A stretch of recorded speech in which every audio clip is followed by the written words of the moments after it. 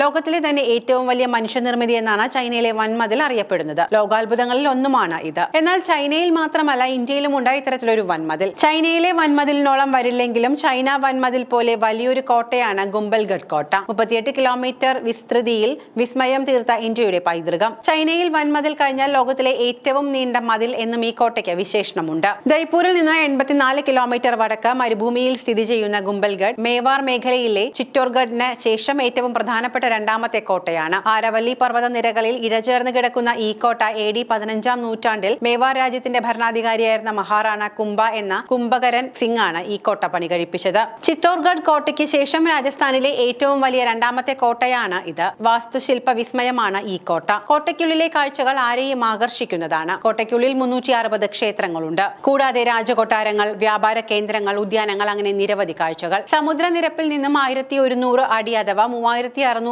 Metre ഉയരത്തിലാണ് ഈ കോട്ട സ്ഥിതി ചെയ്യുന്നത്. 38 കിലോമീറ്റർ വിസ്തൃതിയിൽ കോട്ട വ്യാപിച്ചു കിടക്കുന്നു. കോട്ടയുടെ മുൻവശത്തുള്ള മതിലിന് 15 അടി കനമുണ്ട്. ശക്തമായ 7 കവാടങ്ങൾ കൊണ്ട് സുരക്ഷിതമാണ് കോട്ടയുടെ മതിലകം. 6 അടി വരെ ഉയരത്തിൽ കോട്ടമതിൽ ബാഹ്യശക്തികൾക്കെതിരെ പ്രതിരോധം തീർത്ത് ഉയർന്നു നിൽക്കുന്നു. നിരവധി രഹസ്യ തുരങ്കങ്ങൾ കോട്ടയ്ക്കുള്ളിലുണ്ട്. രാജാക്കന്മാരായിരുന്ന രാജ മാൻസിംഗ്, രാജ ഉദയ് സിംഗ്, മിർസ എന്നിവർ സംയുക്തമായി നടത്തിയ ആക്രമണം പോലും ഈ കോട്ട പ്രതിരോധിച്ചു. 1458, 59, 1467 എന്നീ വർഷങ്ങളിൽ ഗിൽജി രാജാവായിരുന്ന മുഹമ്മദ് ഗിൽജിയും കോട്ടയ്ക്ക് നേരെ ആക്രമണം നടത്തിയിരുന്നു. എന്നിട്ടും കുലുങ്ങാതെ ഈ കോട്ട തലയുയർത്തി നിന്നു. മുഗൾ സാമ്രാജ്യത്വ ശക്തികൾക്കെതിരായ പോരാട്ടത്തിൽ ചരിത്രമുറങ്ങുന്ന ഗുംബൽഗഡ് കോട്ട ഇന്ന് വിനോദസഞ്ചാരികളുടെ പ്രിയപ്പെട്ട ഇടമാണ്. വൈകുന്നേരങ്ങളിൽ മാത്രം അല്പനേരത്തേക്ക് തുറന്നു നൽകുന്ന കോട്ടയുടെ കാഴ്ചകൾ ആസ്വദിക്കാൻ നിരവധി പേർ ഇവിടെ എത്തുന്നുണ്ട്. ഭൂപ്രകൃതിയുടെ അപ്രാപ്യതയും ശത്രുതയും കോട്ടയ്ക്ക് അജയ്യതയുടെ ഒരു സാമ്യം നൽകുന്നു. കലഹങ്ങളുടെ സമയത്ത് മേവാറിലെ ഭരണാധികാരികൾക്ക് ഇതൊരു അഭയസ്ഥാനമായി പ്രവർത്തിച്ചു.